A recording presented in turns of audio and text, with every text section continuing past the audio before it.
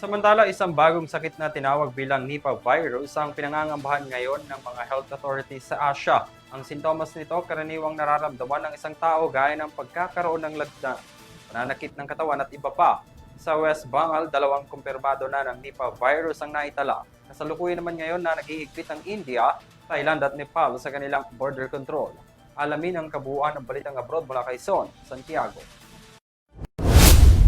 Kasunod ng kumpirmasyon ng mga bagong kaso ng deadly Nipah virus sa India, ilang bansa sa Asia ang agad na naghigpit ng surveillance sa kanilang mga paliparan. Ngayong linggo kasi kinumpirma ng Indian Health Authorities na 2 kaso ng Nipah virus ang naitala sa West Bengal.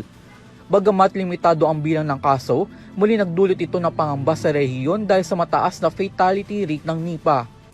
Tinatayang nasa 40 hanggang 75% kasi ang fatality rate nito ayon sa mga global health experts. Kaya naman sa Thailand, sinumulan na ang health screening at travel check sa mga pasaherong dumarating mula West Bengal sa kanilang mga pangunahing airport. Ang Nepal ay naghigpit din ng pagsusuri sa Kathmandu Airport at sa mga land border nito na konektado sa India. Ang Nipah virus ay isang zoonotic virus, ibig sabihin ay naipapasa ito mula sa hayop patungo sa tao. Nanggagaling ito sa fruit bats at maaari ring kumalat sa pamamagitan ng kontaminadong pagkain o close contact sa taong may impeksyon nito.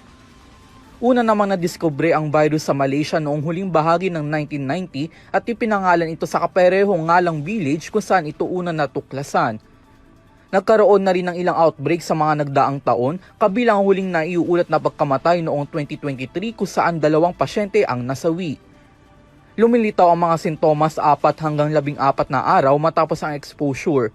Kabilang dito ang paglagnat, pagsakit ng ulo, pananakit ng katawan at pagsusuka.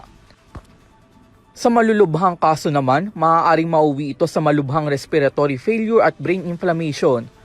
Ayon sa World Health Organization, wala pang bakuna o tiyak na lunas laban sa Nipah virus.